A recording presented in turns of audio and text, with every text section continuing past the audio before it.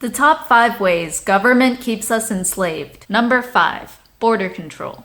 The U.S. government implements a border via federal law that reaches up to 100 miles inland from the coastline. The 100-mile inland reach of this law actively affects over 66% of the U.S. population. Border Patrol agents can stop virtually anyone in this zone without reasonable suspicion. Border agents have the authority to search electronic devices and can seize electronics for a deep dive search with only a reasonable suspicion standard, in exception to the Fourth Amendment's protections that normally require a warrant from a judge with probable cause stated. As border enforcement extends far past actual national boundaries, the U.S. government has a wide-sweeping ability to clamp down on citizens with militaristic action akin to the Papers, Please police state tactics of Nazi Germany. Number 4. The Parens Patriae Doctrine. The Parens Patriae Doctrine is the doctrine which gives the U.S. government the ultimate authority over children. It stems partially from the marriage contract, where the government is seen as a third party in addition to the mother and the father. In reference to this arrangement, the Supreme Court has said, and I quote, "The state has a wide range of power for limiting parental freedom and authority in things affecting the child's welfare, and this includes, to some extent, matters of conscience and religious conviction." Because of this doctrine, the government claims authority to force children into its educational systems, and, if the child refuses,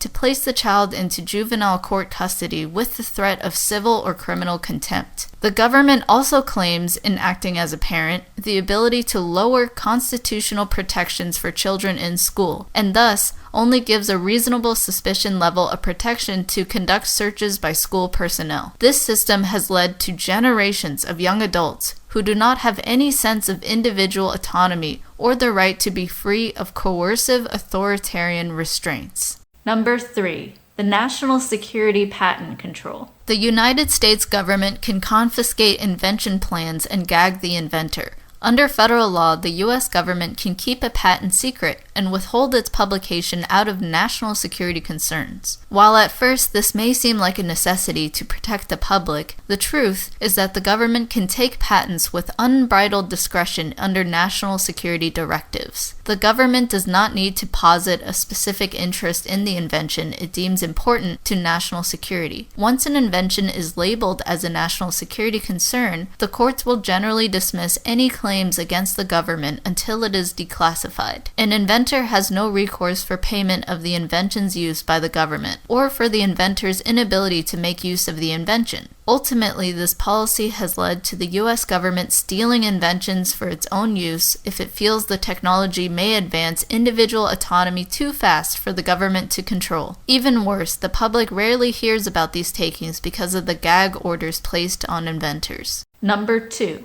Eminent domain. The Constitution of the United States expressly provides that private property cannot be taken for public use without just compensation. The implicit notion in this clause is that government has the ability to take private property. Unfortunately, this clause undermines the sovereign right to land with a allodial title, that is, the right to own land free of any superior claims. The U.S. government has pushed with great force to expand the takings power, which has led to Supreme Court decisions upholding the right of government to take private land to sell or give to another private person or company. The U.S. Constitution has effectively given the U.S. government free rein to steal property from unwilling sellers via eminent domain. Number 1. Property taxes. The concept of private property taxes is most dangerous to individual autonomy because it means that people are perpetually in debt even after their mortgage is paid off. Property taxes are the chief example of modern feudalism because an individual can never live on their land debt-free. And if that debt is not paid, government officials come to foreclose and steal the property. Property taxes are a reminder that individual sovereignty doesn't exist when government claims to own all existing land.